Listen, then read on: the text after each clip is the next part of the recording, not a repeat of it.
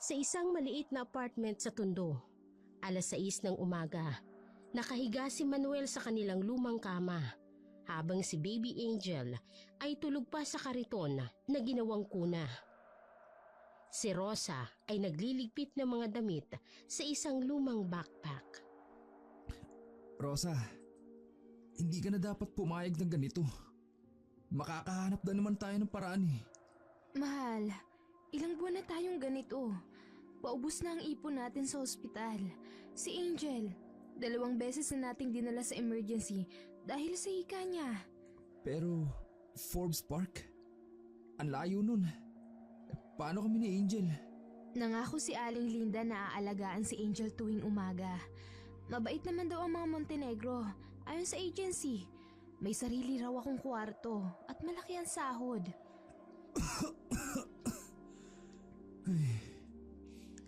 Hindi ko kayang tanggapin na dahil sa kakulangan ko bilang asawa. Mahal, huwag mong sisihin ang sarili mo. Hindi mo kasalanan nagkasakit ka. Ang mahalaga ngayon ay makaipon tayo para sa operasyon mo. Pasensya na, Rosa. Dating construction worker.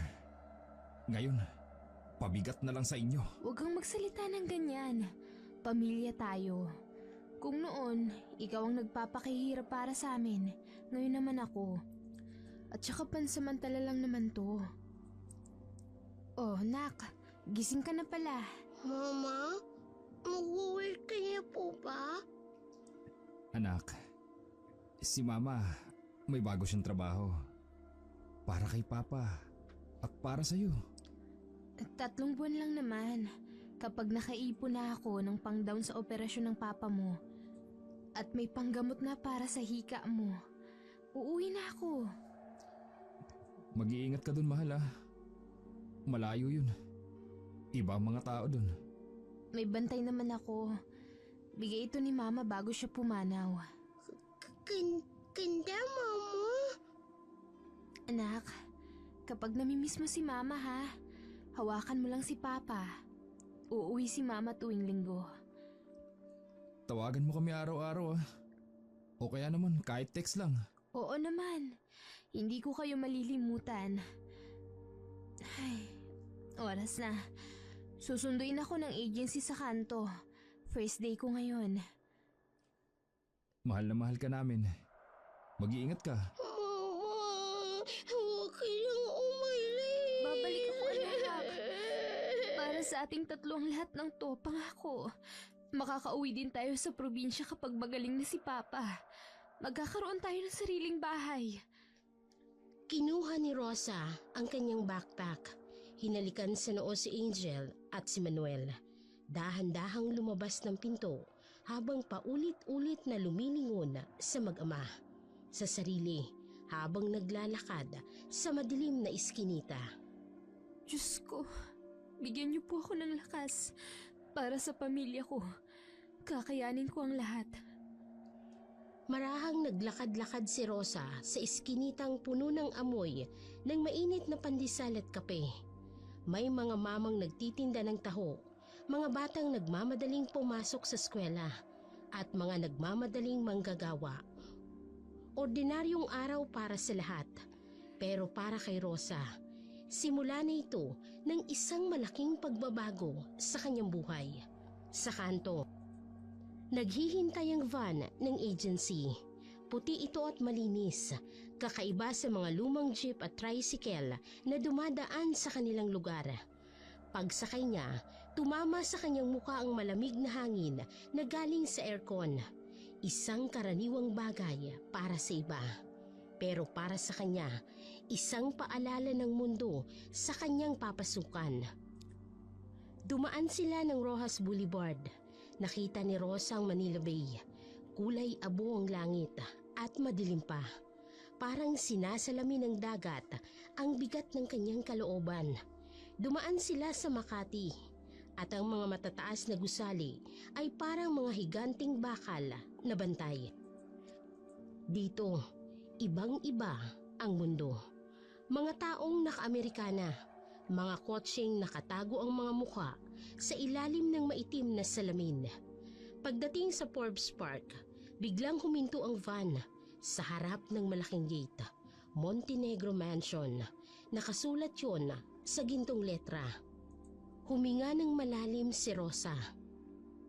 Sa loob ng Montenegro Mansion, pagkapasok pa lamang sa malaking gate, ramdam na ni Rosa ang kakaibang hangin. Malamig, pero hindi nakakaginhawa. Ang hardin ay puno ng mga exotic na halaman. Karamihan ay may matutulis na tinik. May fountain sa gitna, pero wala itong tubig na umaagos. Tila natutulog na engkanto. Ikaw ba ang bagong katulong? Opo, sir. Rosa Santos po. Ano ang background mo? Factory worker po ako dati, sir, sa Valenzuela. Factory worker? Bakit ka nagpalit ng trabaho? May sakit po kasi ang asawa ko. Heart condition po. Kailangan ng operasyon. May mga anak ka? Opo, sir. Si Angel po. 7 years old po. Mahirap na ang buhay. Sige, tatanggapin kita. Pero may mga alituntunin dito sa bahay. Opo, sir. Ano po ba yung mga dapat kong sundin? Una, 5 a.m. ang gising mo. At 10 p.m. lights out na. Pangalawa, walang lalabas ng bahay maliban sa day off mo tuwing linggo. Opo, naiintindihan ko po. At pangatlo, tungkol sa asawa ko, si Victoria. Hindi siya lumalabas ng kwarto tuwing tanghali. Huwag mo siyang iistorbohin during those times. May sakit po ba siya, sir? Sabihin na nating she values her privacy. 15,000 monthly ang sahod mo. May sarili kang kwarto, 3 meals a day at meron kang healthcare benefit. Salamat po ng marami, sir. Mukhang mabait kang tao, Rosa. Pero kung may makita ka man o marinig na kakaiba rito, it's better to not ask any question. For your own good. May narinig na matinis na tawa mula sa second floor. Gising na si Victoria. Po? You may go. Pwede ka na magsimula. Paalis na si Rosa nang may marinig na kalabog mula sa itaas. Diyos ko, ano yun? Welcome to Montenegro Mansion, Rosa. I hope you survive. Matapos ang kanilang pag-uusap tungkol sa mga alituntunin ng bahay, inilahad ni Don Ramon ang magiging tungkulin ni Rosa sa mansyon. Tahimik na nakikinig si Rosa habang isa-isang binabanggit ng among lalaki ang kanyang mga gagawin. Isang listahan na tila walang katapusan para sa isang tao lamang. 5:00 ng umaga ang simula ng kanyang araw. Kailangan niyang ihanda ang agahan para sa mag-asawa. Si Don Ramon, simple lamang, mainit na kape at pandesal ang gusto.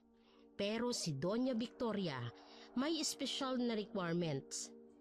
Raw meat daw ang almusal nito, laging hilaw at sariwa. Hindi maintindihan ni Rosa kung bakit. Pero hindi niya na natanong nang makita ang seryosong tingin ni Don Ramon. Pagkatapos ng almusal, maglilinis na siya ng buong mansyon. 3 palapag ang bahay, hindi kasamang basement na ipinagbabawal niyang puntahan. Bawat sulok ay dapat malinis, bawat salamin dapat makintab, at bawat kurtina bolang bahid ng alikabok. Pero may isang patakaran. Hindi siya pwedeng maglinis sa second floor tuwing tanghali, lalo na sa master's bedroom kung saan nakatira ang mag-asawa. Sa kusina, siya ang maghahanda ng tanghalian at hapunan. Pero tulad ng almusal, magkaibang pagkain ng mag-asawa. Si Don Ramon, normal na ulam, adobo, sinigang at iba pang karaniwang putahe. Para kay Doña Victoria, may special na menu na dapat sundin. Hindi ito ipinaliwanag ni Don Ramon, pero may listahan siyang ibinigay kay Rosa kinabukasan. Tuwing Martes at Biyernes ang labada. May washing machine, pero ang mga damit ni Doña Victoria ay dapat ay naka-hand wash lang. May espesyal na sabon na gagamitin at hindi pwedeng ibilad sa araw ang mga ito. Sa garahe lang dapat ang sampayan kung saan ay madilim. Napansin ni Rosa ang bigat ng mga responsibilidad. Mag-isa lang siya sa napakalaking bahay na ito. Pero bago pa siya makapagsalita ay inunahan na siya ni Don Ramon. May hinahanap daw silang pangalawang katulong. Pero mahirap daw makahanap ng taong qualified sa mga requirements ni Doña Victoria. 5 na raw ang sumubok nitong nakaraang buwan. Lahat sila'y umalis pagkalipas ng ilang araw. Bakit po sila umalis? Tanong ni Rosa. Tumahimik si Don Ramon.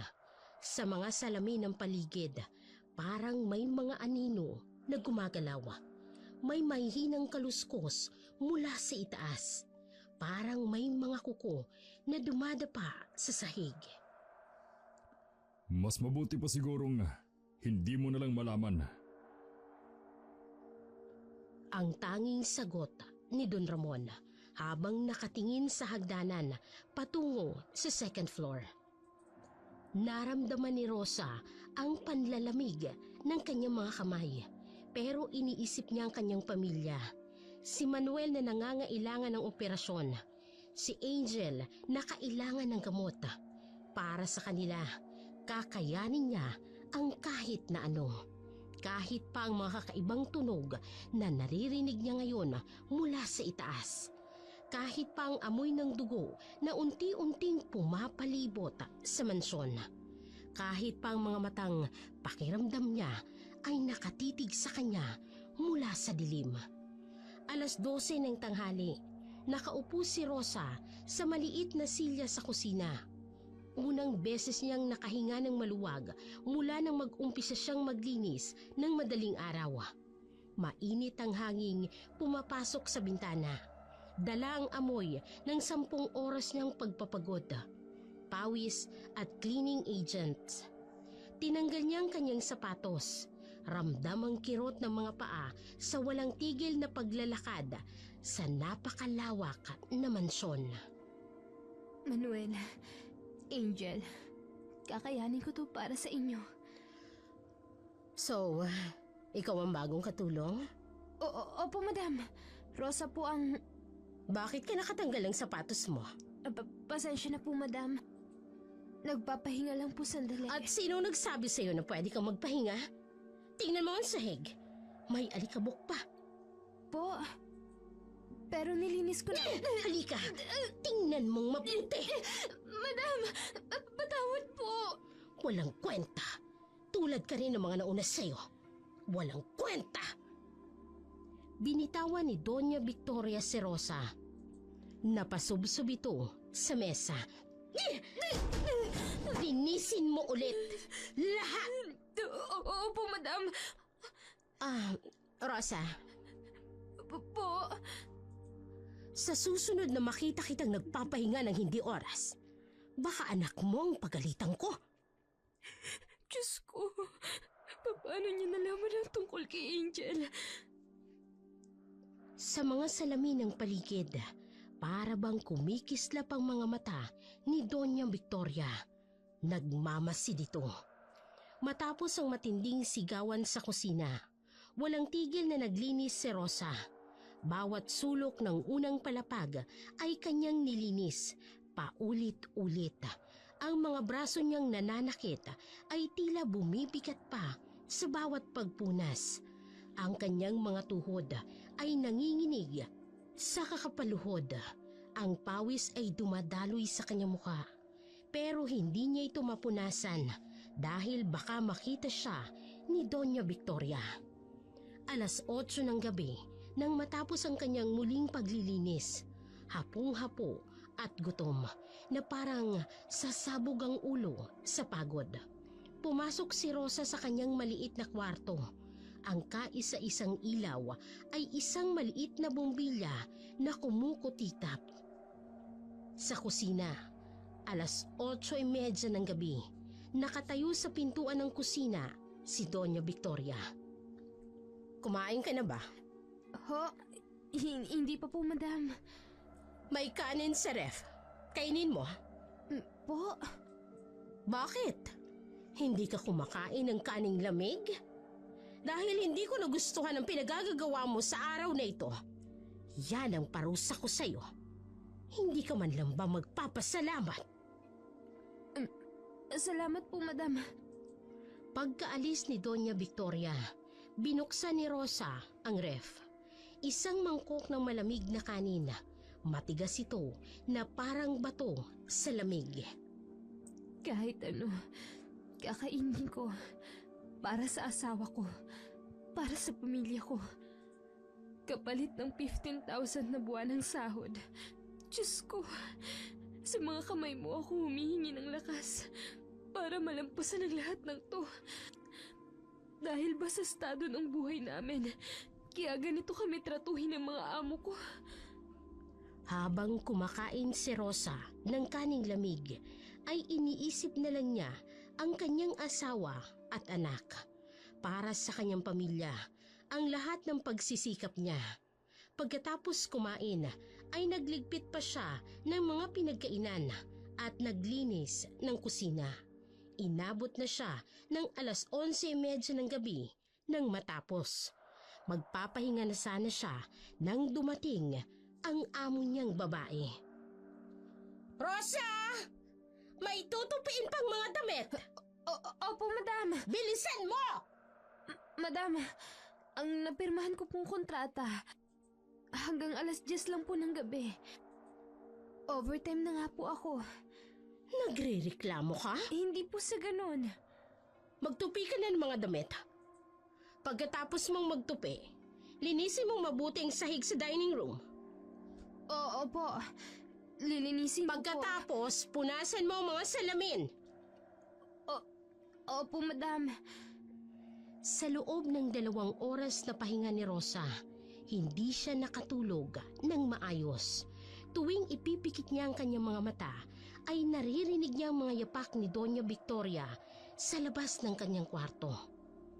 Minsan ay may naririnig siyang kakaibang tunog, parang may kumakalmot sa pinto. Parang may humihinga sa madilim na sulok ng kanyang kwarto at sa maliit niyang bintana, parang may mga mata sa dilim na nagmamasid. Rosa! Bangon na! Mag-uumpisa na ang araw!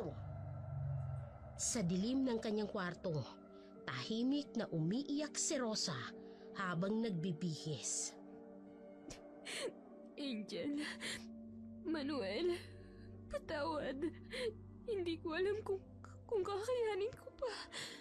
Pero alam niyang kailangan niyang magpatuloy para sa operasyon ng asawa, para sa gamot ng kanyang anak.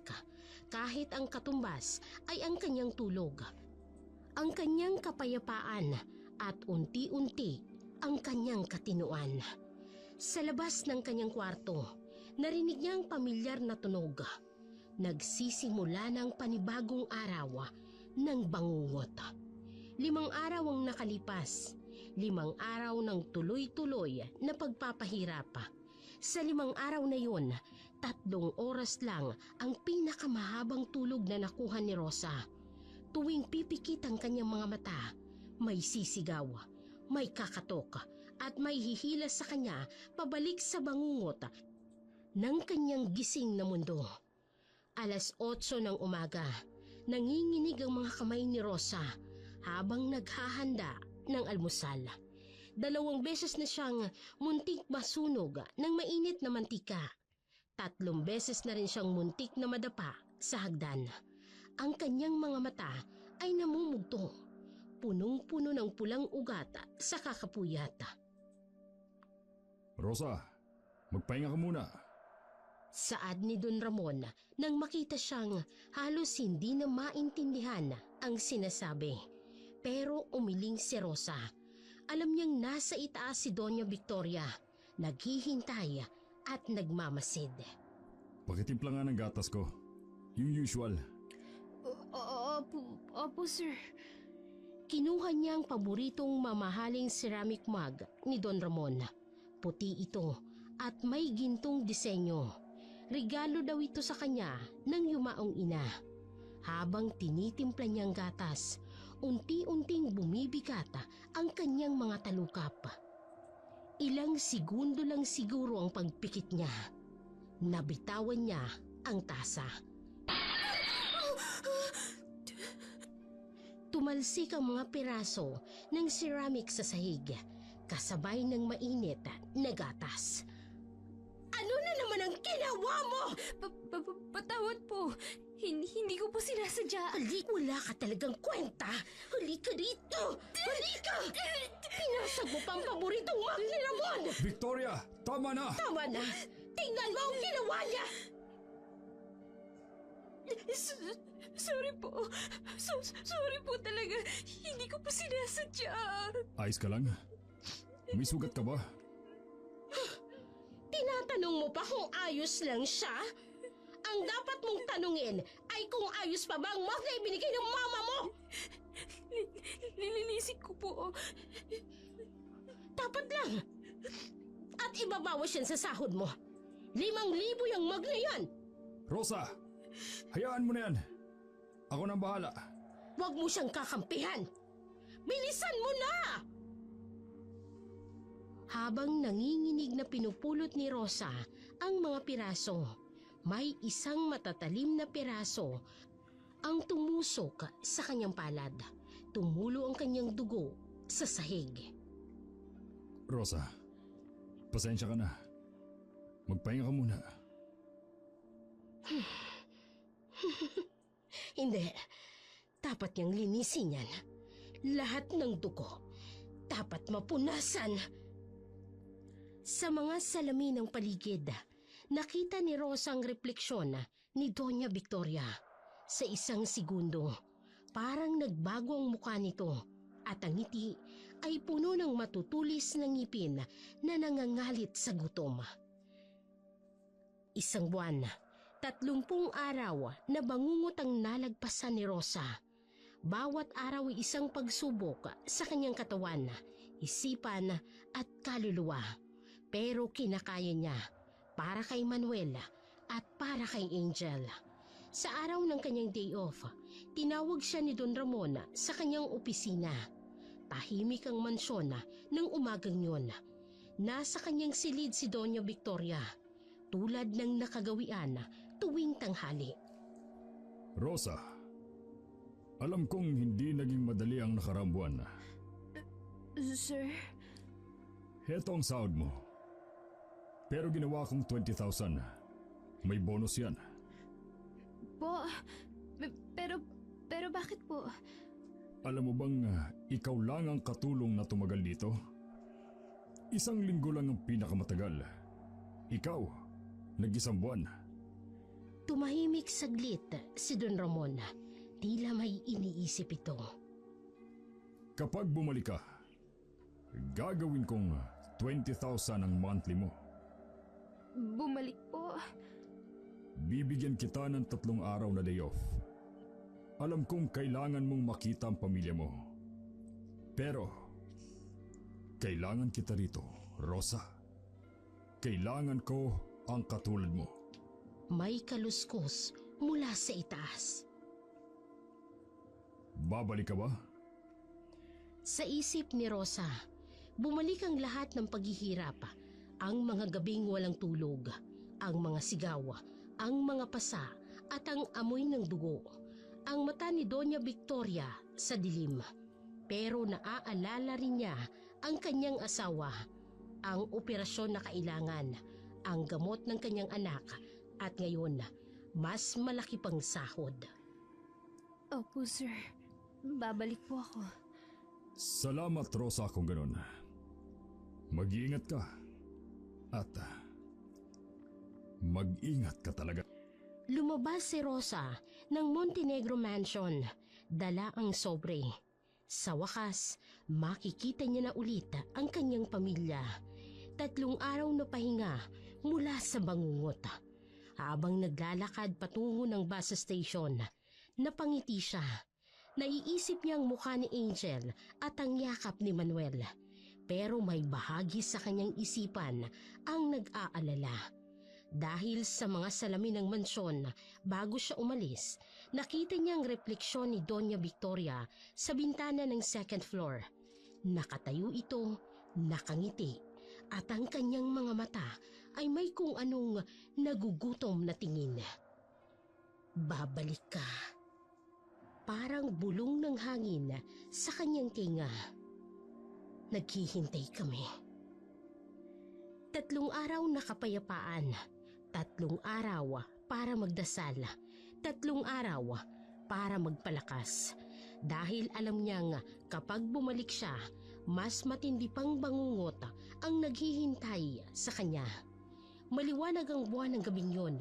Sa kanilang maliit na bahay, tahimik na nakaupo si Rosa at Manuel sa lumang sofa habang mahimbing na natutulog si Angel sa kanilang tabi.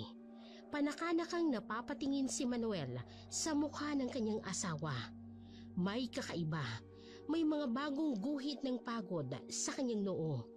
May lalim ang kanyang mga mata na hindi dating naroon. Mahal, Bakit?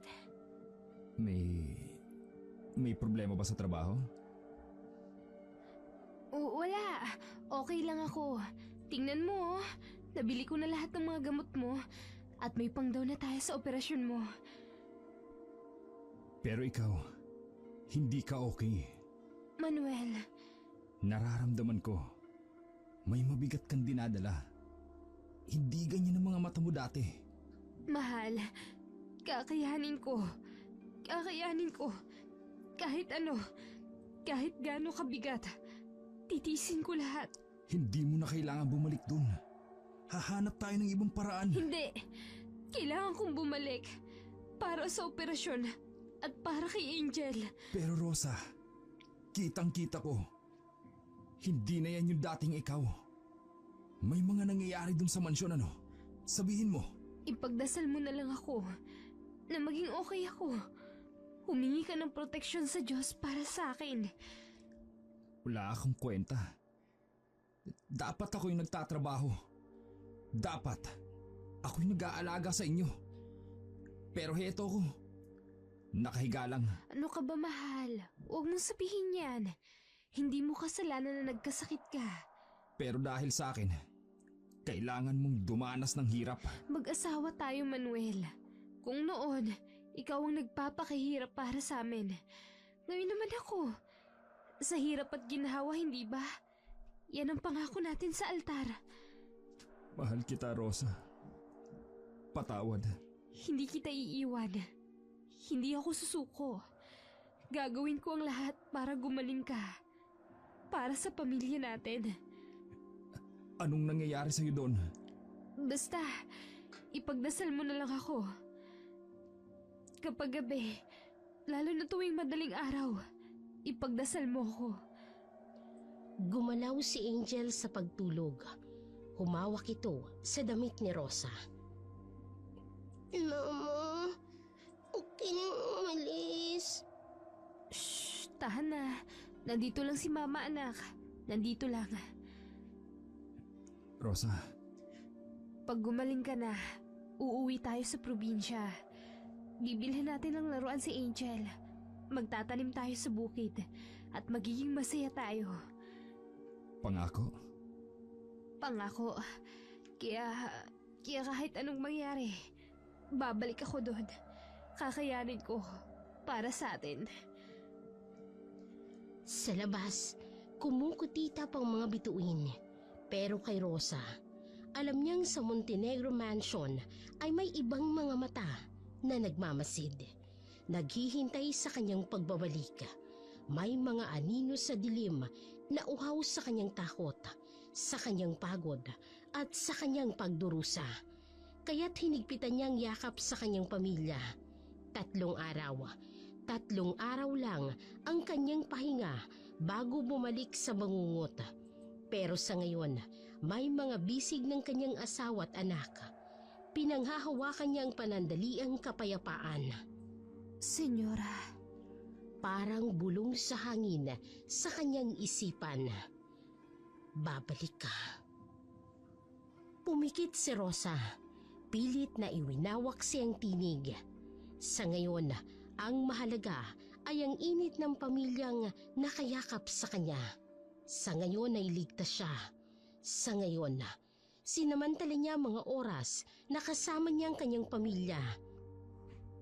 Makalipas ang 2 araw, tahimik ang gabi. Tanging ang mahinang ingay ng lumang electric fan at ang malalayong tugtugan ng kapitbahay ang maririnig. Sa kanilang maliit na sala, magkatabi sina Rosa at Manuel sa lumang upuan habang naglalaro si Angel sa sahig. 1.2 million. Mahal, ilang taon ang kailangan mong magtiis para makaipon ng ganito kalaki? hindi na matagal. Kung mananatili ako sa mansyon, 20,000 kada buwan. May bonus pa minsan. At nangako si Sir Ramon na tatasan pa ang sahod ko. Ang laki ng sahod na yan. Pero bakit? Parang ang bigat ng kapalit. Sa taong may tiwala, ang imposible nagiging posible. Kaya na natin tumahal. Tiwala lang. Pero Rosa, hindi ako mapakali. May kung ano. May kakaiba. Ramdam ko. May hindi ka sinasabi. Biglang huminga ng malalim si Rosa nang hawakan ni Manuel ang kanyang braso, kung saan ay may mga pasa. Anong mga pasa ito? Wala to. Natumba lang ako sa hagdan. Madulas kasi minsan eh. Mahal, sabihin mo sa akin ng totoo. Anong nangyayari doon? Manuel, please. Huwag mo lang itanong. Mama! Mama! Tumakbo si Angel kay Rosa. Yakap ng yakap sa kanyang mama. Mama, huwag ka na lang umalis. Huwag ka nang pumalik doon. Sasaktan ka lang doon eh. Natigilan sina Rosa at Manuel. Angel, anak. Anong ibig mong sabihin? Yung babae sa panaginip ko. Gusto niyang kainin si Mama. Anak, wala yan. Panaginip lang yan. Rosa, hindi na to normal. Pati si Angel may nararamdaman. 2 buwan lang. 3 buwan. Makakaipon tayo. Para sa operasyon mo. Para sa kinabukasan ni Angel. Pero Rosa, paano kung may mangyari sa'yo? 20,000, Manuel. Kada buwan. Sa isang taon, 240,000. Mga 5 taon, 1.2 million. Kaya kong tiisin ng 5 taon. 5 taong paghihirap. 5 taong kalungkutan.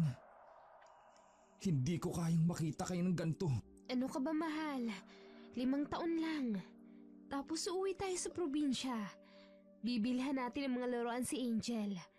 Makakapagtanim ka ulit. Magiging masaya tayo. Mama, natatakot po ako.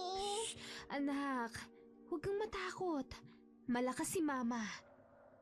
Rosa, hindi ba pwedeng humanap ka na lang ng ibang trabaho? Saan pa ako makakakuha ng ganitong sahod? Sa factory? 5 hanggang 6,000 lang kada buwan. Sa mall, 8 hanggang 10. Dito, may pag-asa tayo. May dumaan na hangin sa bintana. Malamig at may kakaiba. Mama! Nandito siya. Mahal, natatakot ako para sa'yo. Ako din. Pero mas natatakot ako na mawala ka. Na lumaki si Angel na walang tatay. Kaya kahit ano, kahit gaano katakot, kakayanin ko. Sa labas, kumukutita pang mga ilaw ng tundo. Pero kay Rosa, nakikita niya ang mansyon, ang madidilim na sulok ng mga salaming puno ng anino. ng mga mata ni Doña Victoria sa dilim. Panginoon, bigyan niyo po ako ng lakas. Hindi para sa akin, kundi para sa pamilya ko.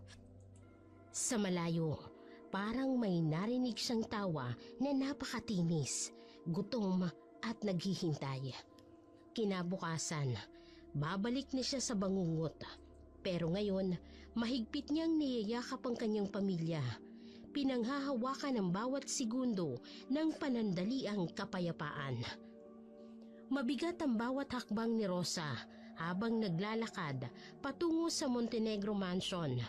Ang maleta niyang puno ng mga bagong damit, regalo ng asawa mula sa unang sahod niya, ay parang bumibigat ang bawat yapak. Sa kanyang isipan, paulit-ulit ang huling eksena sa kanilang bahay. Huminto si Rosa sa malaking gate. Ang mansyon na dating intimidating lang sa kanyang paningin, ngayon ay para ng isang halimaw na naghihintay na lunukin siya. Pero inaalala niya ang mga salita ni Don Ramon bago siya umuwi. 25,000 kada buwan. Sigurado ako, walang ibang magbibigay sa'yo ng kanyang halaga. Habang naiisip ni Rosa ang sinabi ni Don Ramon, bigla itong bumungad sa gate. Rosa, bumalik ka nga. Opo, sir. Alam mo, kinakabahan ako na baka hindi ka na bumalik. Karamihan tumatakas na lang. Hindi na nagpapaalam. Kailangan ko po ng trabaho, sir. At kailangan ka namin dito.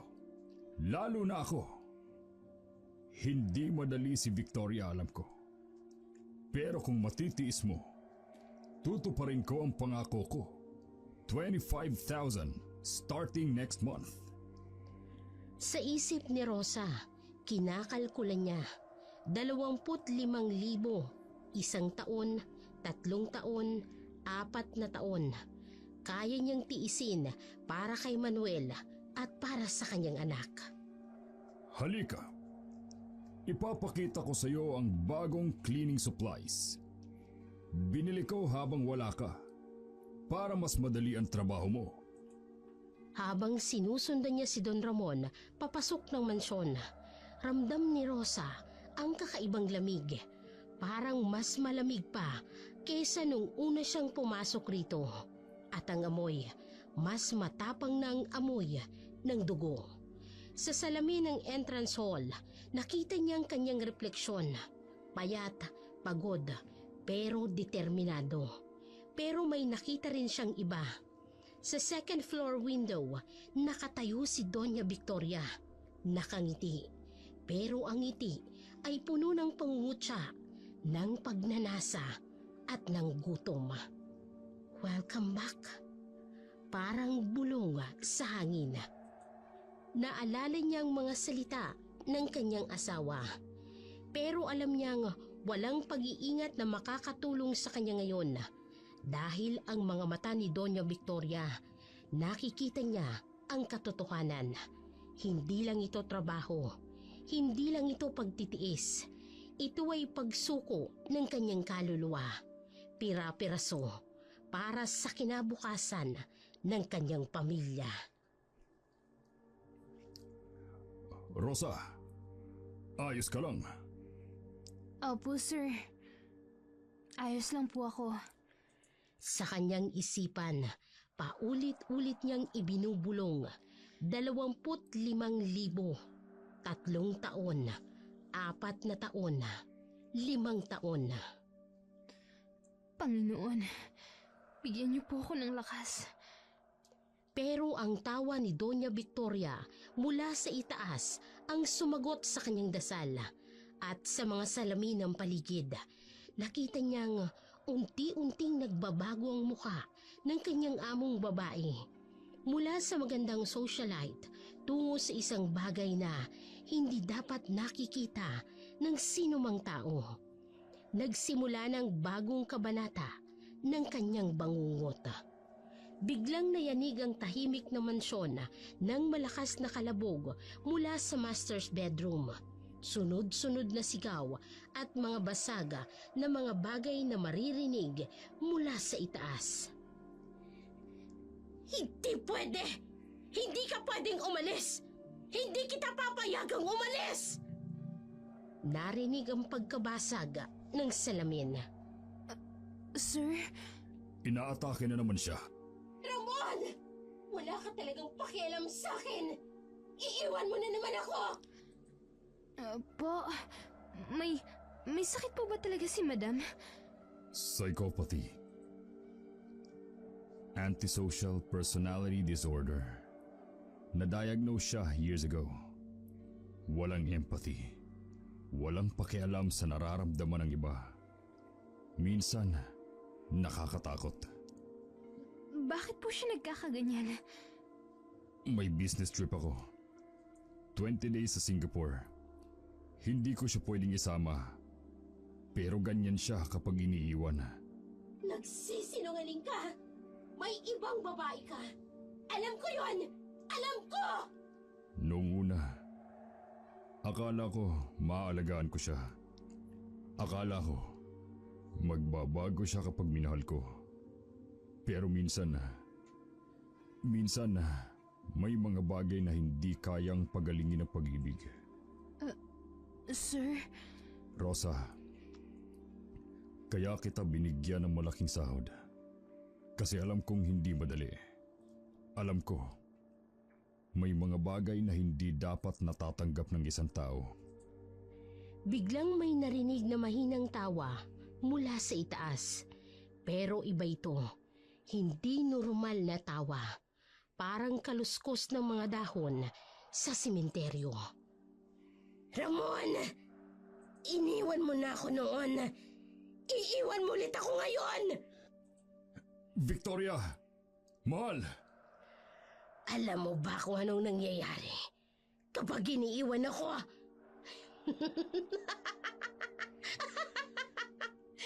Alam mo ba kung anong nangyayari sa mga taong iniiwan ako? Rosa, pumasok ka na sa kwarto mo. Ilak mo ang pinto. Kahit anong mangyari, kahit anong marinig mo, wag na wag kang lalabas. Rosa, alam mo ba kung anong nangyayari sa mga katulong na iniiwanan ako? Nanlamig ang buong katawan ni Rosa. Sa salamin sa tabi niya, nakita niya ang refleksyon ni Doña Victoria sa itaas ng hagdan. Pero hindi na ito ang magandang socialite na nakasanayan niya. Ang nakita niya. Rosa, sa kwarto mo! Ngayon na! Tumakbo si Rosa papunta sa kanyang kwarto. Pero bago niya isara ang pinto, narinig niya ang huling tawa ni Doña Victoria. Hindi na ito yung tawa ng taong may sakit sa pag-iisip. Ito ay tawa ng isang bagay na mas masahol pa sa anumang karamdaman ng tao. Unang araw ng kanyang pagbabalik, malamig ang hangin. Dumadaloy ito sa mansyon, pero hindi ito ang lamig na nagbibigay ng ginhawa. Ito ang uri ng lamig na nanunuot sa buto. Nagpapaalala sa iyo na may mali, may kakaiba at may naghihintay. Umalis si Don Ramon ng 8:00 ng umaga. Ang mansyon na dating tahimik lang, ngayon ay parang humihinga ng mabigat. Ang bawat sulok may anino at sa bawat salamin may mga matang nagmamasid. Nagsimula ang araw ni Rosa sa paglalaba. Hinihiwalay niya ang mga damit ni Doña Victoria nang may maramdaman siyang presensya sa kanyang likuran. Anong ginagawa mo sa mga damit ko? hinihiwalay ko po yung mga puti at dekolor, Madam. Mali. Lahat ng ginagawa mo, Rosa, mali. Pasensya na po, Madam. Aayusin ko po. Kinuha nito ang mainit na plancha. Alam mo ba kung paano dapat maglaba? Dapat mainit na mainit. Mabilis na idinampi nitong plancha sa braso ni Rosa. Ganito! Ayoko may umiiyak sa bahay ko. May maiistorbo. Bakit niyo po dinumpi ang plancha sa braso ko? Huwag ka sabing maingay dahil may maiistorbo. Tumigil ka kung ayaw mong saktan ko yung mukha mo at ingudgud ko ang plancha. Tigil! Umalis na parang walang ginawa si Doña Victoria. Nagmamadaling umakyat sa kanyang silid. Halos mamilipit naman sa sakit dahil sa pagkakapaso ng plancha ang kanyang braso. Ang sakit. Hindi lang simpleng sakit ang binigay niya. Baliw siya. Baliw ang babae ito. Hindi na mabilang ni Rosa ang mga pagkakataong tinitiis niya ang pananakit ni Doña Victoria.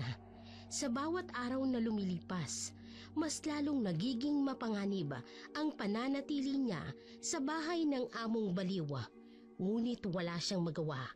Kailangan niyang pera para sa kanyang anak at sa asawang may sakit. Sa kabila ng mga pasa, sugat at sunog ang kanyang balat, tinitiis niya ang lahat para sa kanila. Subalit sa puntong ito, kung saan hinahawakan ni Doña Victoria ang mga litrato ng kanyang pamilya, mga larawang mahalaga sa kanya, nagsimula ng mabalot ng takot at galit ang kanyang puso. Malalim ng gabi nang makarating ang impormasyon kay Don Ramon tungkol sa nangyari kay Rosa. Nakita niyang katulong na nakaupo sa kusina. Pilit na itinatago ang kanyang braso sa ilalim ng lumang uniforme. Pero hindi maitatago ang amoy na nasunog na balata at mahinang hikbi na kumakawala sa mga labing ni Rosa. Nang makita ni Don Ramon ang paso, nawala ang kulay sa kanyang mukha. Para siyang nakakita ng multo. Pero sa mansyon na ito, mas nakasisindak pa ang mga buhay kesa sa mga patay. Walang salita siyang tumakbo sa kanyang opisina. Kinuha ang first aid kit na laging nakahanda. Alam na niya ang gagawin. Hindi ito ang unang pagkakataon. Sa ilalim ng mahinang ilaw ng kusina, personal na inasikaso ni Don Ramon ang sugat. Ang mga kamay niyang sanay na humahawak ng mamahaling kontrata na ngayon ay maingat na naglalagay ng gamot sa namumulang balata ni Rosa. Sa bawat paghinga ng katulong, nararamdaman niyang kirot. Hindi lang sa pisikal na sugat, kung hindi sa bigat ng kanyang konsensya. Pasensya ka na, Rosa. Ang tanging nasabi niya habang tinatapalan ang paso. Gusto niya sanang dalhin ang katulong sa ospital. Pero alam niyang mas delikado yun. Mas maraming tao ang sasagutin. Mas maraming mga mata ang makakakita. Mas maraming dila ang magbubulong-bulungan. At ang mga ganitong sitwasyon, ang katahimikan, ang tanging sandata nila laban sa mas malaking kasamaan. Pinanood ni Don Ramon ang nanginginig na mga kamay ni Rosa. Habang tinatanggap ang baso ng tubig na iniabot niya, nakita niya ang takot sa mga mata nito. Isang takot na pamilyar sa kanya. Isang takot na nakita niya na sa mga mata ng nakaraang katulong. Pero may kakaiba kay Rosa. Sa kabila ng takot, may determinasyon na ang kanyang mga tingin. Kakayanin mo ba? Tanong niya rito. Kahit alam niyang hindi ito ang tamang tanong. Ang dapat niyang itanong ay kung bakit niya hinahayaang mangyari ito. Kung bakit siya nagbubulag-bulagan. Kung bakit niya hindi maprotektahan ang mga taong umaasa sa kanya. Kailangan ko po ng trabaho, sir. Ang simpleng sagot ni Rosa sa mga salitang yon, narinig ni Don Ramon ang hindi nasabing katotohanan na nasa mundo ng mahihirap, minsan ang pagtitiis ang tanging paraan para mabuhay. Sa labas ng kusina, narinig nilang mahihinang yapak sa second floor. Pareho silang natigilan kahit ang hangin ng kusina ay parang tumigil sa paghinga. Bago umalis, huling tingin ni Don Ramon kay Rosa. Isang tinging puno ng paghingi ng tawad, ng pagkakasala, ng kawalan ng magagawa. At sa mga mata ni Rosa, makikita niya ang pag-unawa. Minsan, ang mga biktima pang nauunawaan ang kanilang mga katiwalian. Sa dilim ng gabing yun, 2 tao ang nagdala ng kani-kanilang bigat. Ang isa'y dalang pisikal na sugat ng paso at ang isa namay ang emosyonal na sugat ng kanyang pananahimik. Sa itaas, ang yapak ay patuloy, isang paalala na ang gabing ito ay isa lamang simula ng mahabang bangungot. Ang sweet naman ng family pictures mo. Madam, personal na po yan. Anong personal? Wala kang privacy dito. Wala kang pamilya rito. Madam, akin na po yan. Kami lang ang pamilya mo. Gagaluin yun. Ano ba? Huwag mo akong pipigilan. Tingnan mo, ang cute ng anak mo. Pakiusap, itigil niyo na po ito, ma. Ang sweet ng asawa mo. Sige, subukan mong lumapit. Anong gagawin mo? Sisigaw ka? Lalaban ka? Sige, Patayin niyo na ako. Pero Ano huwag ba? akong gagalawin ng mga Iwan mo, litrato ng sabi ako. pamilya ko. may lakas ka pa ng loob. Patawad po. Hindi ko po sinasadya. Gusto mong malaman kung gaano kataas ang hagdan natin, Rosa? Hinila siya ni Doña Victoria patungo sa grand staircase. Halika rito! Halika! Pakiusap. Alam mo ba? Halika! Gusto mo bang malaman kung gaano katagal umabot sa babang isang katawan, ha, Rosa? Gusto mong subukan? Tamang-tama. Mukhang nandyan na si Ramon na. Swerte ka. May sasalo pa sa'yo. Pero tandaan mo, Rosa, sa susunod na lalaban ka, hindi na kotse ang dadating para sagipin ka. Baka dugo mo na ang dadating para kunin ka. Sa sahig ng hagdan, nanginginig si Rosa. Ang kanyang kamay ay hawak niya ang mga huling piraso ng larawan. Kalahati ng mukha ni Angel nang umingiti.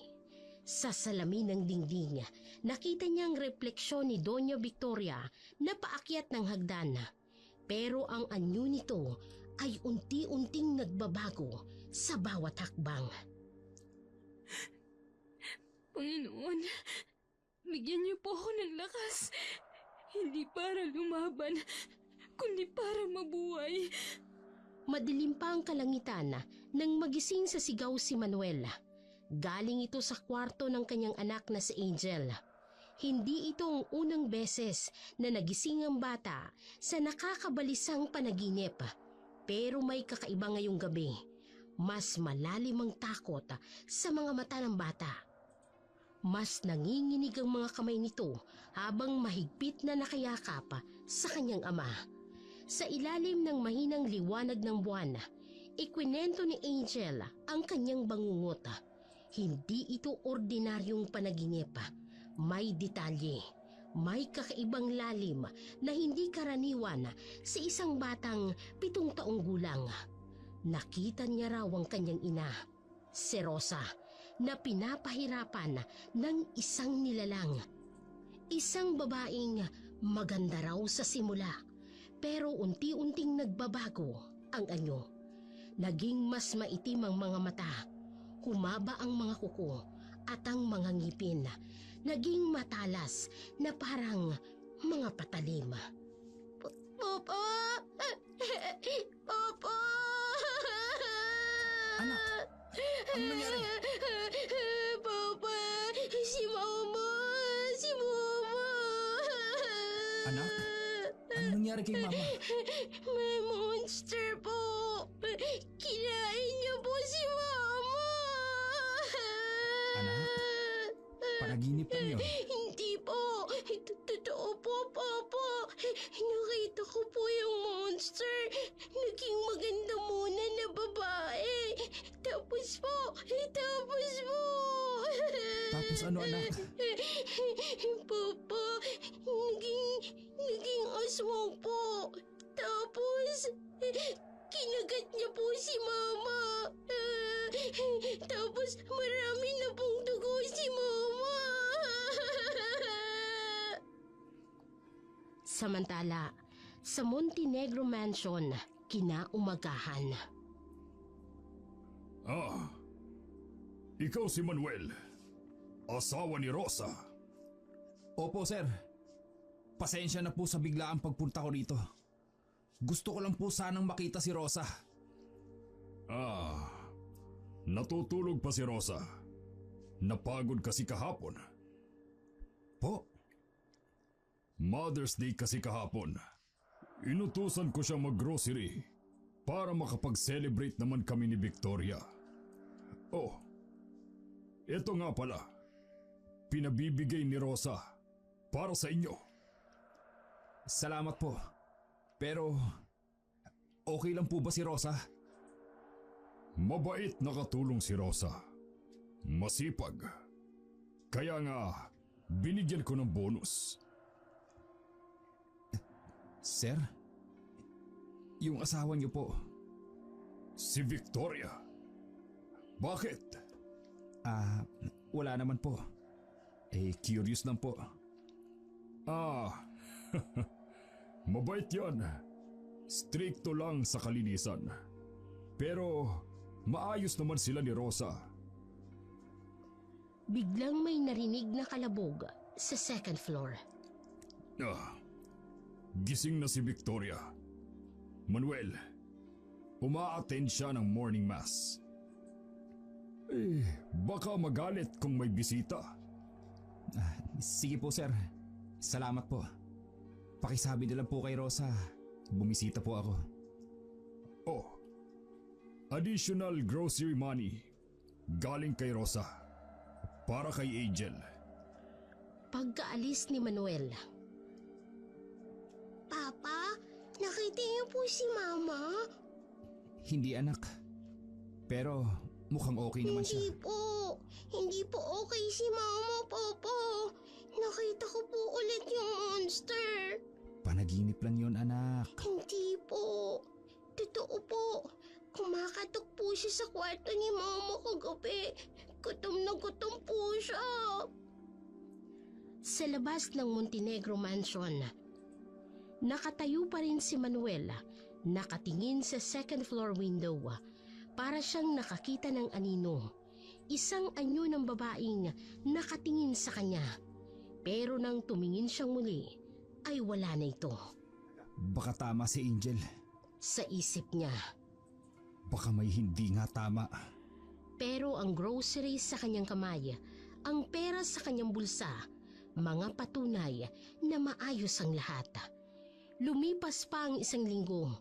7 pang araw ng pananakit. 7 pang araw ng pang-aabuso. Pero may kakaiba sa mansyon ngayong linggo. Mas malamig ang hangin, mas maitim ang mga anino, at mas malakas ang amoy ng dugo. Sa radyo, paulit-ulit ang balita.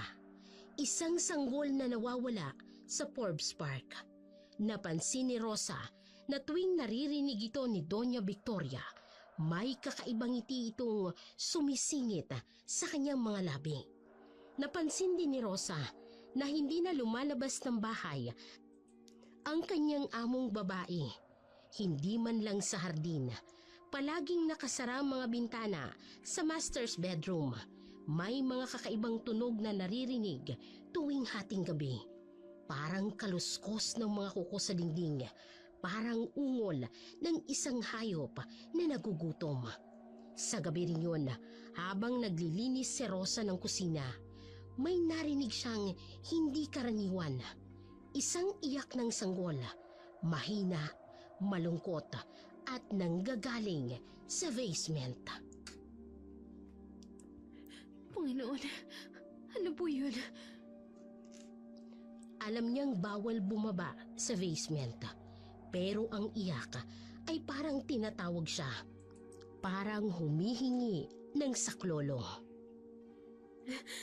Hindi dapat. Hindi dapat ako bumaba. Pero ang mga paa niya ay may sariling isip. Dahan-dahan siyang bumaba. Hawak ang kanyang dibdib dahil sa kaba. Bawat hakbang sa hagdan ay may kasamang langit-ngit ng kahoy na parabang nagbababala. Diyos ko, tulungan niyo po ako. Ama namin, sumasalangit ka. Sa dulo ng hagdan ay may ilaw. Mahinang dilaw na liwanag na parang hinihila siya. At ang amoy, mas matapang na ang amoy ng dugo. Diyos kong mahabagin. Hindi niya na natapos ang kanyang dasal. Dahil doon, sa gitna ng basement, nakita niya si Doña Victoria. Pero hindi na itong Doña Victoria na kilala niya. Ang balat nito ay kulubot at maitim, parang katad na matagal ng patay. At ang mga kuko, mahaba at matatalim. Tumutulo ang dugo at ang mga mata ay pulang-pula na nagngangalit sa gutom. Sa mga braso nito ay isang sanggol na hindi na umiiyak at hindi na gumagalaw. Diyos ko po! Naramdaman niyang tumulo ang kanyang luha, pero walang tunog na lumalabas sa kanyang bibig. Parang kinain ng dilim ang kanyang boses. Sa salamin ng dingding ng basement, nakita ni Rosa ang refleksyon ng kanyang among babae. Pero wala itong refleksyon. Tanging ang sanggulang ang nakikita niya sa salamin. Parang lumulutang sa kawalan. Hindi to totoo. Hindi to totoo. Pero totoo nga. At nang lumingon si Doña Victoria sa kanyang direksyon, nakita ni Rosa ang pinakamatinding bangungot. Isang ngiting puno ng matutulis na ngipin, pula sa dugo at gutom na gutom. Panginoon, tulungan niyo po ako. Dahan-dahan siyang umatras. Bawat hakbang pabalik ng hagdan ay parang walang katapusan. At sa kanyang likuran, narinig niya ang mahinang pagtawa. Rosa, para itong bulong sa hangin. Nakita mo na ang aking lihim. Hindi niya na hinintay pang sumunod. Tumakbo siya pabalik ng kanyang kwarto. Halos hindi siya makahinga. Pero alam niyang simula ng gabing yun ay hindi na siya kailanman makakatulog ng mahimbing. Dahil sa tuwing pipikit siya, nakikita niya mga pulang mata. At sa tuwing tatahimik ang gabi, naririnig niya ang iyak ng sanggol. Isang iyak na magpapaalala sa kanya ng tunay na halimaw ay hindi lamang nasa kwento.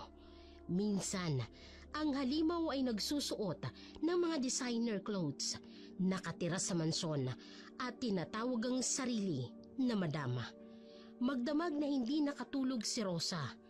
Ang mga pangyayari sa basement ay parang pelikulang paulit-ulit na umiikot sa kanyang isipan. Tuwing ipipikit niya ang kanyang mga mata, nakikita niya ang dugoang mukha ng sanggol, ang matutulis na kuko at ang pulang mga mata. Kinaumagahan, habang naglilinis siya ng hardin, narinig niya ang pag-uusap ng dalawang katiwala. Ay, alam mo ba, 5 na. Ay, 5 sanggol na ang nawawala sa nakaraang 20 taon. Tuwing ika-5 ng taon, Ay, hindi mo ba napapansin? Tuwing may bagong sanggol na nawawala, aba, mas bumabata si Madam Victoria. Napatigil si Rosa sa kanyang ginagawa. Parang puzzle na unti-unting nabubuo sa kanyang isipan.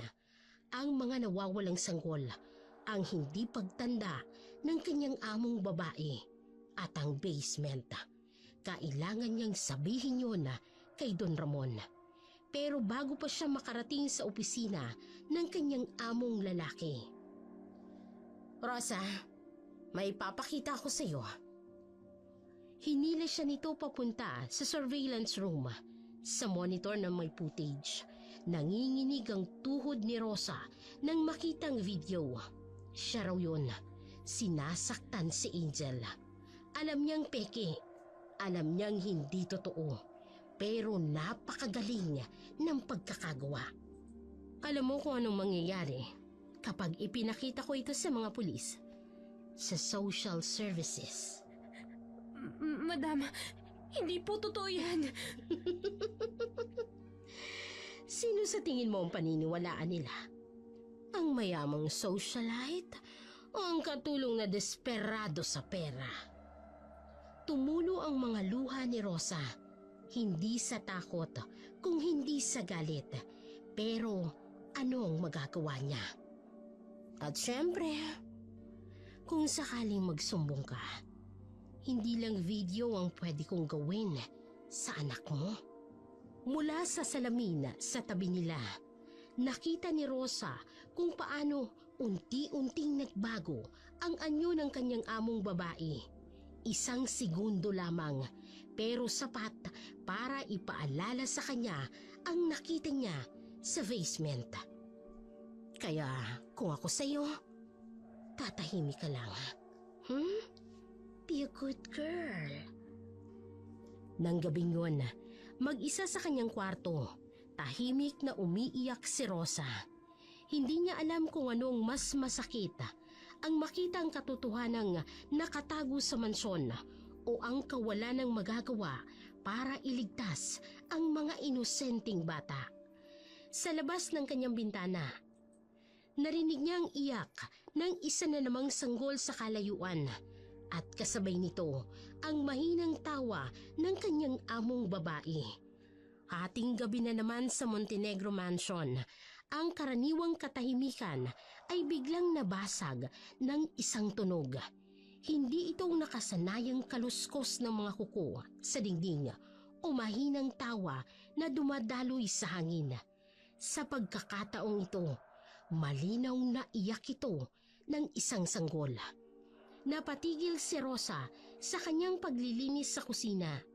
Hindi ito galing sa basement. Mas malapit ang tunog, mas malinaw. Galing ito sa itaas.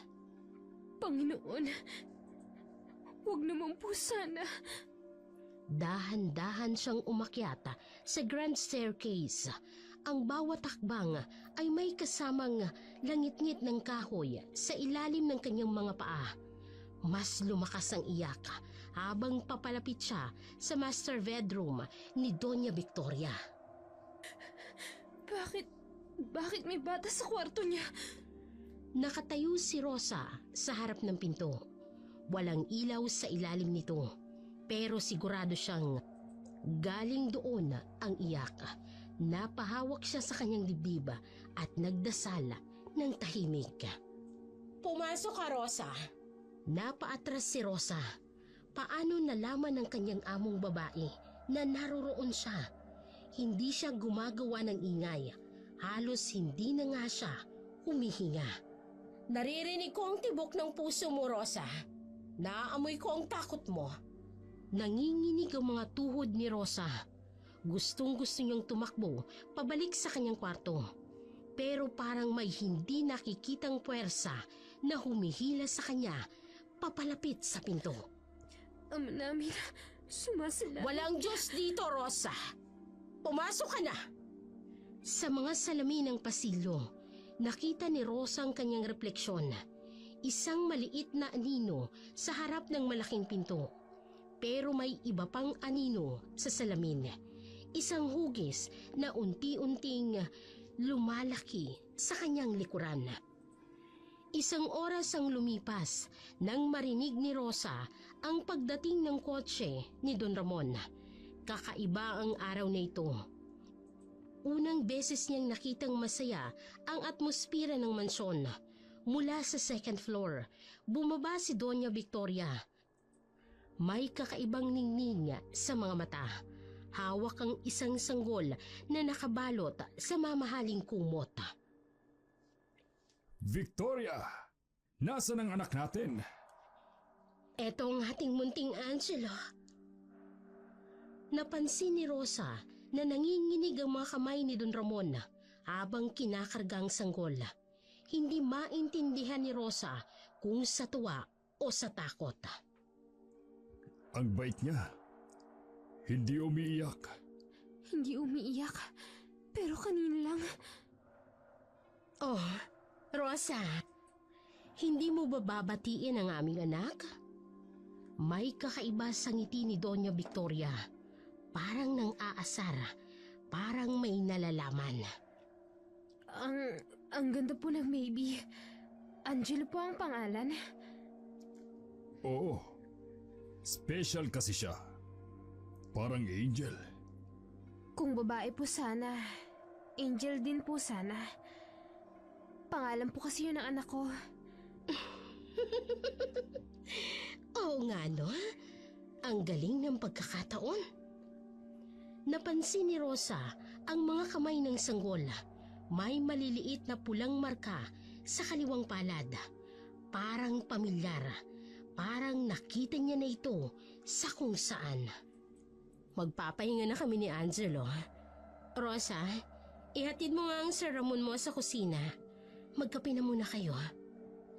Sa kusina, habang naghahanda ng kape, napansin ni Rosa na nanginginig pa rin ang kamay ni Don Ramon. Sir, kailan po nag-announce si Madam na buntis siya? Matagal na. Ano ho? Pero 2 buwan pa lang po ako dito. Hindi ko po napansin na... May meeting pa pala ako. Salamat sa kape, Rosa.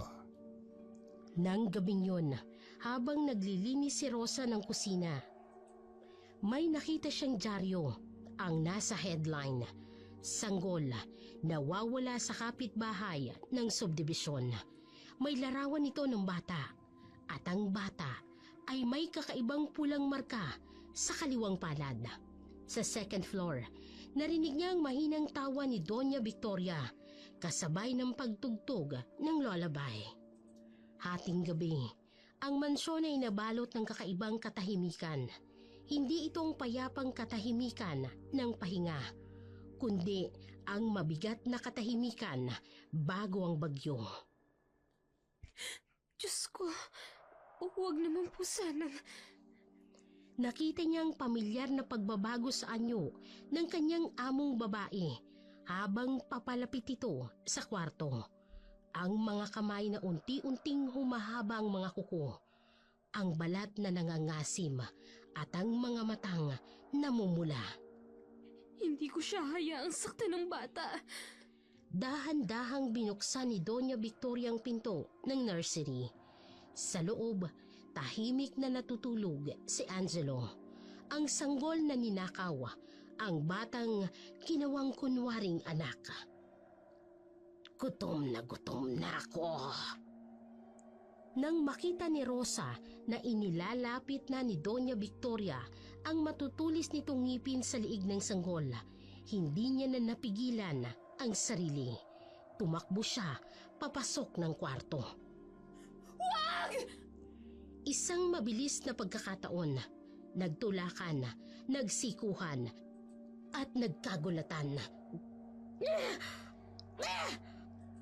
Kinuha ni Rosa ang bata. Mahigpit na yakap habang lumalaban. Ngunit bigla niyang narinig ang kotse ni Don Ramon. Ramon! Ramon! Tulong! Anong nangyayari dito? Mahal, si Rosa. Sinubukan niyang agawin ang anak natin. Sinubukan niyang saktan si Angelo. Sir, hindi po totoo yan. Si Madam, siya, kakainin niya po yung bata. Ramon, baliw na siya. Tingnan mo, kinuha niya ang anak natin. Rosa! Bitawan mo ang anak ko! Sir, pakiusap. Hindi niyo po ba nakikita? Hindi po ninyo anak to. Ninakaw niyo ho ito at kakainin niya. Ramon, baka kailangan na nating tumawag ng pulis. Bitawan mo ang bata! Ngayon din! Sa mga salamin sa paligid, nakita ni Rosa ang tunay na anyo ni Doña Victoria. Isang halimaw na nakangiti. Nagtagumpay ito. habang si Don Ramon ay bulag sa katotohanan at galit na galit sa maling tao. Sino kaya ang paniniwalaan nila, Rosa? Ang respetadong mag-asawa o ang katulong na nababaliw? Sa mga sumunod na sandali, naramdaman ni Rosa ang bigata ng kanyang pagkatalo.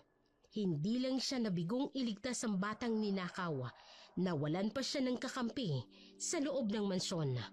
At sa mga mata ni Doña Victoria, nakita niya ang pangako ng mas matinding bangungot na naghihintay. Madilim pa ang langit nang may kumatok sa pinto ng kwarto ni Rosa. Rosa, bumaba ka. Sa kusina, hawak ni Don Ramon ang isang sobre. Sa mesa, may kopya ng dyaryo ng headline tungkol sa nawawalang sanggol. Itong huling sahod mo. Triple ng normal. Para sa katahimikan mo. Pero sir, hindi po pera ang problema. Yung bata po. Wala kang nakitang bata. Wala kang alam tungkol sa kahit anong bata. Paano po kayo nakakatulog sa gabi? Alam niyo pong kinakain niyo yung mga sanggol. Rosa, may mga bagay kang hindi naiintindihan. Ano po hindi maintindihan? Na pinapatay niyo ang inosenteng bata? Maintindihan mo.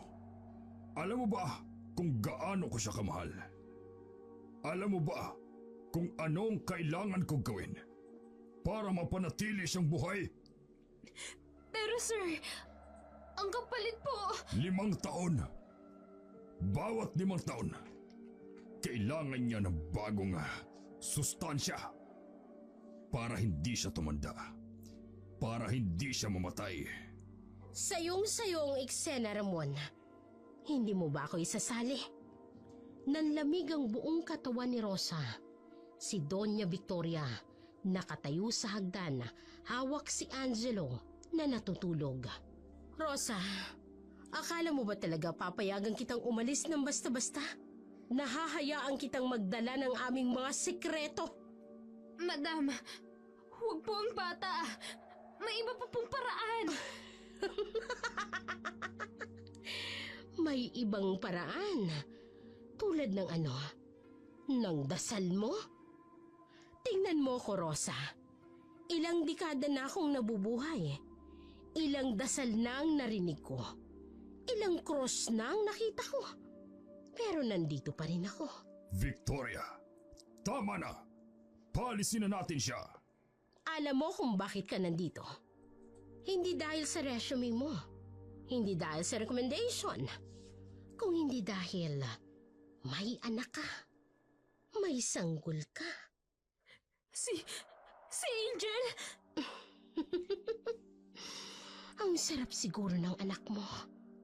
Pero nagkamali ako, ha?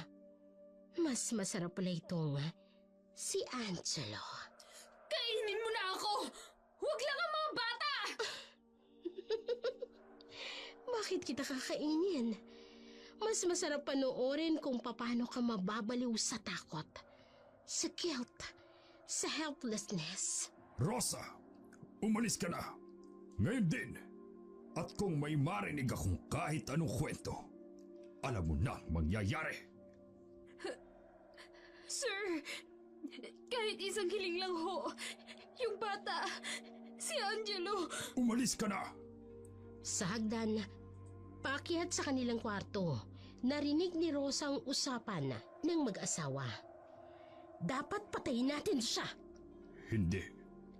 Mas mahirap itago ang patay na katulong kesa sa nawawalang sanggol. Sa kanyang kwarto, habang nagliligpit ng gamit, huling pagkakataon na tumingin si Rosa sa salamin. Nakita niya si Doña Victoria sa likod niya. Alam mo ba ang pinakamasarap sa mga sanggol? Hindi ang laman, kung hindi ang kaluluwa. Ang kainosentehan, kagaya ng anak mo. Papangako ko sa Diyos kung saktan mo ang anak ko. Ang Diyos! Nasaan ang Diyos mo noong kinakain kong mga sanggol? Nasaan siya ngayon? Bago umalis ng mansyon, huling tingin ni Rosa kay Angelo.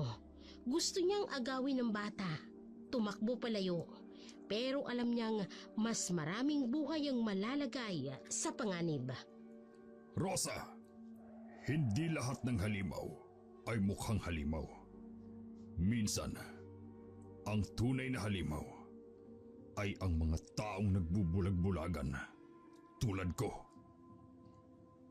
Sa bus, pauwi sa kanila. Ang huling imahe na nakita ni Rosa ay ang Montenegro Mansion, isang malaking bahay na puno ng mga sikreto, mga kasinungalingan at mga kaluluwang nawala. At sa gabi, habang mahigpit na niyayakap ang kanyang anak na si Angel, narinig niya ang tinig ni Doña Victoria sa hangin. Magkikita pa tayo, Rosa, sa susunod na 5 taon, kapag gutom na ulit ako. 3 buwan lamang ang lumipas mula nang umalis si Rosa sa Montenegro Mansion. Gabi-gabi siyang nagdarasal, hindi para sa kanyang kaligtasan, kung hindi para sa mga batang patuloy na nawawala. Hindi siya mapalagay. Alam niyang may bago na namang biktima, si Doña Victoria. Sa radyo at telebisyon, sunod-sunod ang balita. Isa na namang sanggol ang nawawala sa Forbes Park at karatig na lugar. 1 linggo ng umaga matapos ang misa. Mama, nandito siya. Sino, anak? Yung monster po sa mansyon, yung kumakain ng mga baby. Sa unang hanay ng simbahan, nakita niya si Doña Victoria. Nakaeliganting damit, may kalong na bagong sanggol. Katabi nito si Don Ramon na nakayuko. Nagkita rin tayo, Rosa. Naalala mo pa si Angelo, ha? Ang sarap niya. Pero mas masarap itong bago kong... Hanggang dito sa bahay ng Diyos. Rosa, sino siya? Manuel, dalhin mo sa labas si Angel. Dito ito matatapos. Matatapos? Dito? Sa simbahan? Ilang dekada na akong nabubuhay, Rosa. Ilang dasal na ang narinig ko. Ilang krus na ang nakita ko. Panginoon, patawarin mo ko. Pero hindi ako papayag na may mabiktima pa siyang iba. Nagsimula siyang magdasal ng ama namin. Maya-maya pa'y sumama ang ibang mga deboto ng simbahan. Ang mga tinig ng dasal ay lumalakas ng lumalakas. Anong akala mo? Anong magagawa ng mga dasal mo? Hindi lang ako nagdarasal, kundi pati ang mga kaluluwang ninakaw mo. Sa paligid nila, parang may mga batang boses na sumasama ng dasal. Ang mga kandila sa altar ay nagsisinding mag-isa. Anong nangyayari? Ang mga inosenteng buhay na kinuha mo, ang mga pangarap na ninakaw mo, ang mga magulang na pinagdalamhati mo, kasama ko sila ngayon sa pagdarasal. Victoria! Tama na! Hindi pwedeng mangyari ito! Sa ngalan ng Ama at ng Anak at ng Espiritu Santo! Ang mga tinig ng mga bata ay lumalakas. Ang liwanag mula sa mga kandila ay bumabalabal kay Doña Victoria. Hindi ako matatalo ng mga dasal! Hindi ito ordinaryong dasal. Ito ang dasal ng mga inang nawalan ng anak. Ang panalangin ng mga batang pinatay. Ang pagtangis sa mga kaluluwang ninakaw mo. Sa huling sandali, nakita ng lahat ang tunay na anyo ni Doña Victoria. Isang halimaw na nabubuhay sa pagkitil ng mga inosenteng buhay. Sa harap ng altar, sa bahay ng Diyos, naglaho siya kasama ang kanyang kasamaan. Patawad sa lahat.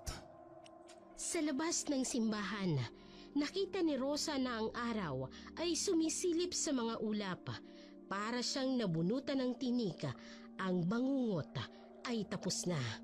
Pero sa kanyang puso, alam niyang ang tunay na laban ay hindi pa tapos dahil hanggat may mga taong nagbubulag-bulagan sa kasamaan, hanggat may mga taong handang magsakripisyo ng kapwa para sa sariling kapakanan, may mga halimaw na patuloy na maghahasik ng dilim sa ating mundo. Kaya't gabi-gabi, patuloy siyang nagdarasal, hindi lamang para sa sarili, kung hindi para sa lahat ng mga batang nanganganib at sa lahat ng mga magulang na handang ipaglaban ang kanilang mga anak.